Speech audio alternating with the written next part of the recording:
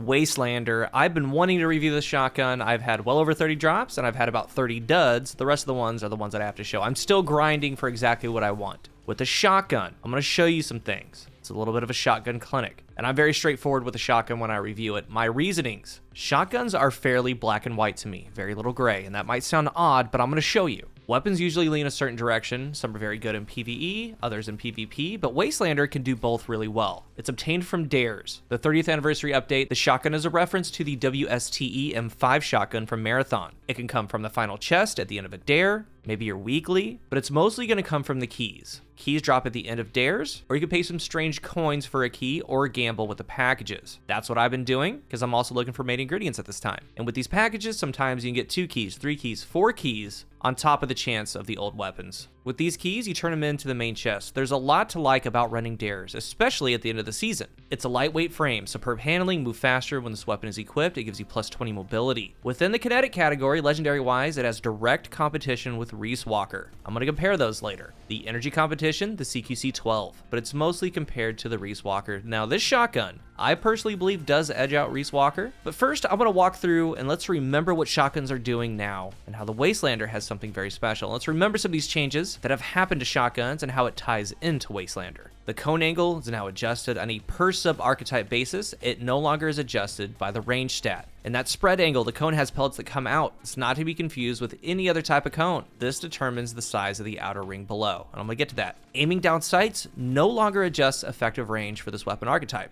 With all other weapons, when you aim down sights, you do get some adjusted effective range. It goes out further. It's the difference between hip firing with a hand cannon and aiming down sights. With a shotgun, it's been this for a while, aiming down sights no longer adjusts that effective range. With the actual spread, a shotgun contains 12 pellets. They're spread out across 3 rings. The center, there's 1 pellet right in the middle where that burst is gonna land. It's marked with a C. There's the inner ring. There are 4 wedges with 1 pellet in each of those wedges.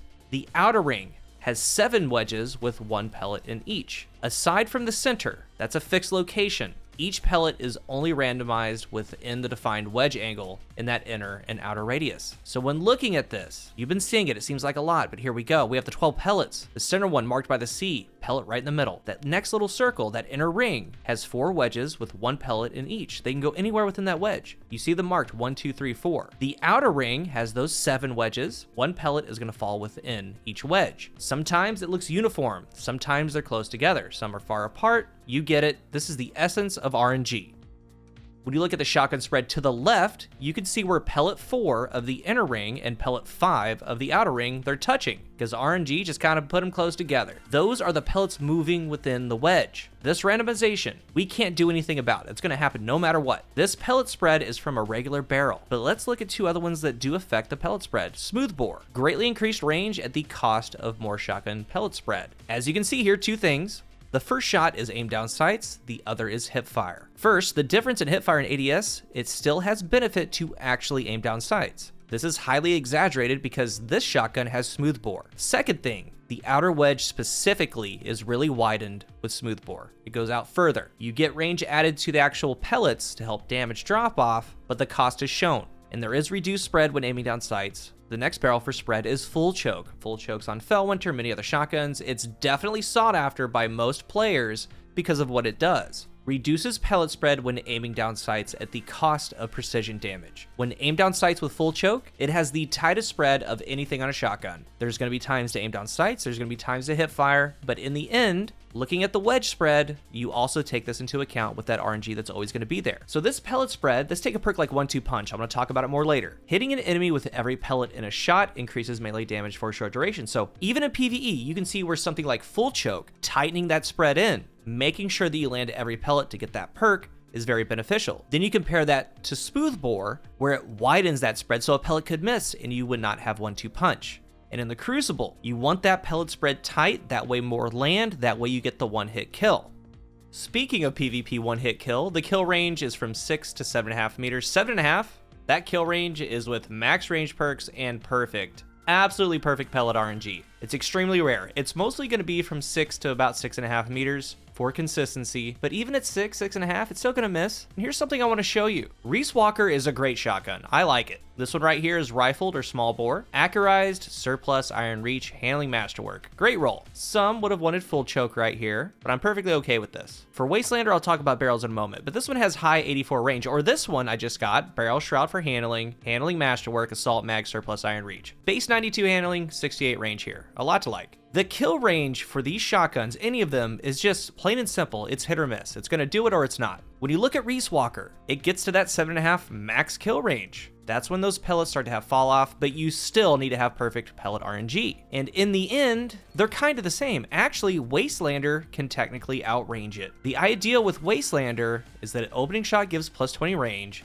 slide shot gives plus 20 range. They do not stack, but one can be used and then the other. And with that added, with high range, it actually has a little bit more. And where I'm going is that there are two important things about shotguns, in my eyes at least. When you do these shotgun kill distances for quote, and I mean big quotations, kill distance, consistency, these tests are like 10% beneficial, 90% not beneficial to me. They're beneficial in a very small way because it gives a general area. But in the grand scheme, it's not happening. The only thing consistent is another player standing completely still and you're placing your shot wherever you want it to be. No one's standing there ready to be bodied. Players are strafing, you're strafing, they're sliding, you're sliding, everyone's in the air, and then you have this. Let's go back to the inner and outer circles with the center pellet. Straight up, you might land that 7.5 meter shot way more often on players that are moving than on players that are standing still. Maybe the RNG pellet spread's matching their strafe or slide. They just go right into it. But these two shotguns are actually more similar than you think, but there are key differences. Now, the second important thing about shotguns are what matters with them.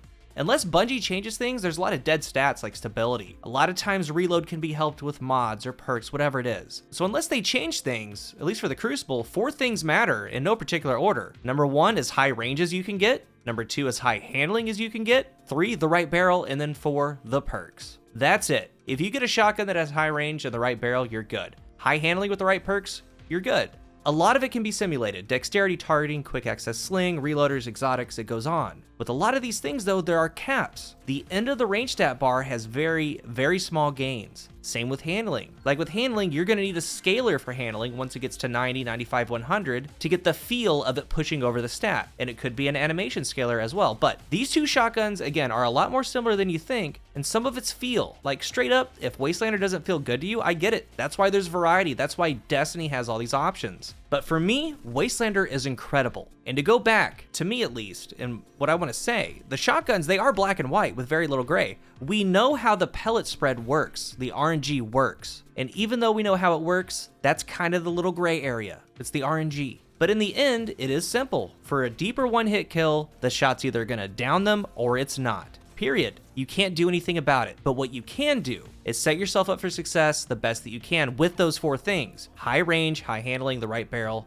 and your perks. With it being a lightweight, this is why I love it so much. Because the second thing, the elephant in the room, something that everyone talks about is the reticle. It is smaller. It doesn't affect anything else. The only thing that it is it's smaller. And that's a very good thing. It's not a placebo. It's literally helping you aim better. And when you take into account that a shotgun will have a center point and then spread out with its inner and outer rings. With this reticle, you're able to place it better. Like a lot of these clips, like right here, you can't teach that. It allows me to center a lot better. And even if you don't really like Wastelander, the hipfire shots do help your centering with other shotguns and other weapons. And we know that aiming down sights no longer helps the effective range of it. It's gonna help the spread a little bit and full choke the most, but it's still doing the max damage as if you were not aiming down sights at all. And with this shotgun, you're able to do that. So having this in your back pocket, being able to hip fire very, very well. You add on things like quick access sling, quick charge, dexterity, targeting. This is one of the fastest shotguns in the game. And that's why I kind of put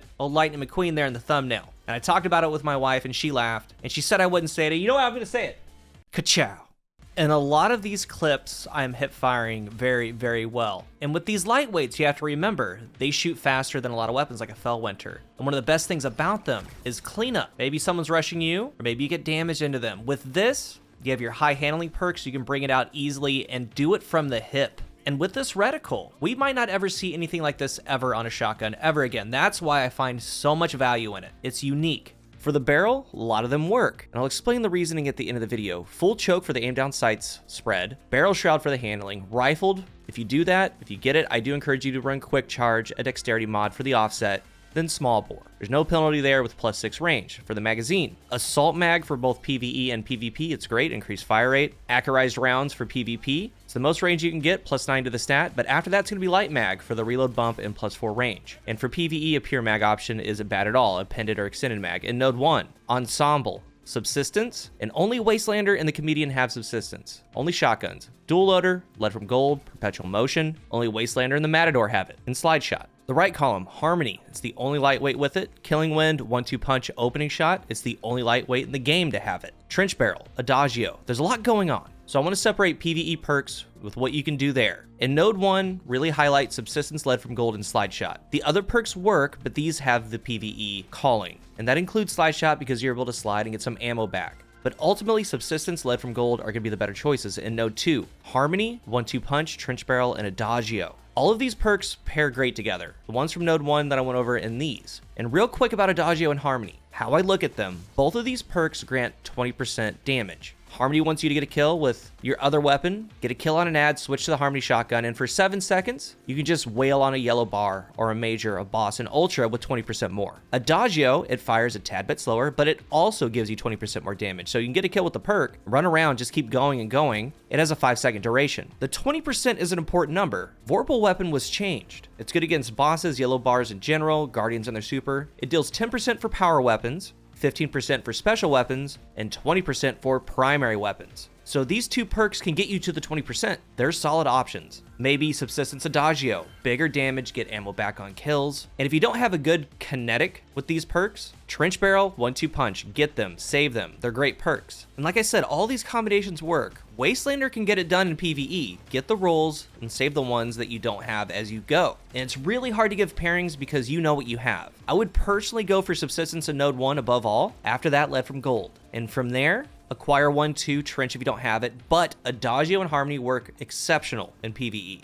Cater to what you like to do, it can put in a lot of work. For the Crucible, I love it there. You can set it up for pure speed, set it up for better consistency. There's a lot of routes you can go. None of them are wrong. None of them. In Node 1, perpetual motion or slide shot. Node 2, harmony, killing wind, opening shot, or adagio. And I want to walk through these. Perpetual motion is crazy for a shotgun because if you're moving, you're getting the benefits. Sprint for 2 seconds, you get 5 stability, 10 handling, and 10 reload. Sprint for 10 seconds, you get 10 stability, 20 handling, and 20 reload. This gets the base handling stat to 89 if you're at ×2 perpetual motion. If you have a handling masterwork or start adding on handling perks, it gets it to 98, approaching 100. Speed, pure speed. The lightweight frame when moving around, fast handling to switch to aim down sights, it's crazy. I've not got this perk to drop on Wastelander. Countless drops, not one has it, but I want it. Slide shot. You've been seeing a lot of that in the video. And the main role in all the PvP footage is corkscrew rifling, light mag, slide shot, and opening shot. I'm using the slide shot trick. I went over that in the last video, but sliding gives some ammo back. It's a burst of +20 to the range stat. In Node 2 Harmony, it's been a great PvP perk since it dropped, making the pellet damage go up for 7 seconds after getting a kill with, let's say, Darkest Before, Monarch, Palindrome, whatever it is. You have that pocketed to bring out. It helps with that consistency in that 6 to 7.5 meter range. Now, Killing Wind, very interesting. I have this roll on Matador, and I'll have the Matador review out before Witch Queen, and it's kind of the meh Tador right now. I'm still using it and looking. But on a lightweight frame, you have the mobility bonus. Say you have perpetual motion. You get that handling up, you add in Killing Wind. After a kill, you get +20 range, 50 mobility. So with the frame in this active, as far as your mobility goes, you're hitting 100 no matter what. And then with the handling, you're hitting max handling. But the biggest thing is the scalar, 30% reduced aim down sights movement speed. It's one of the only perks in the game that has this big of a scalar. 27% more than moving target. You're flying. You are speed. I want this combination. There's a lot to like about it. So I would be looking for full choke, assault mag, perpetual motion, Killing Wind. Don't sleep on that. Adagio, it's a sleeper. I've been enjoying it. Upping the damage is helping more consistent kills in that 6 to 7.5 meter range. You still have the lightweight frame, but it handles with its damage kind of like a precision now. It's not bad. Don't sleep on that either. If you have a good barrel, good perk 1, drop Adagio, or maybe you have a good PvE one, give it a spin. I don't think you're going to be disappointed. It's been performing really well. And finally, opening shot. Opening shot in the Crucible is crazy on a shotgun, on anything really. 20 aim assistance, 20 range, around 10% accuracy cone growth. You won't see this fully working in a standstill damage test at all. The only thing that you're going to see is the +20 range. There needs to be movement. These parts of it, the aim assist, the accuracy cone growth, the accuracy bumps help with moving players. You have to think what goes into all that. The friction, the magnetism, the slowdown, and that goes for M and K as well. And remember, the pellets are moving too.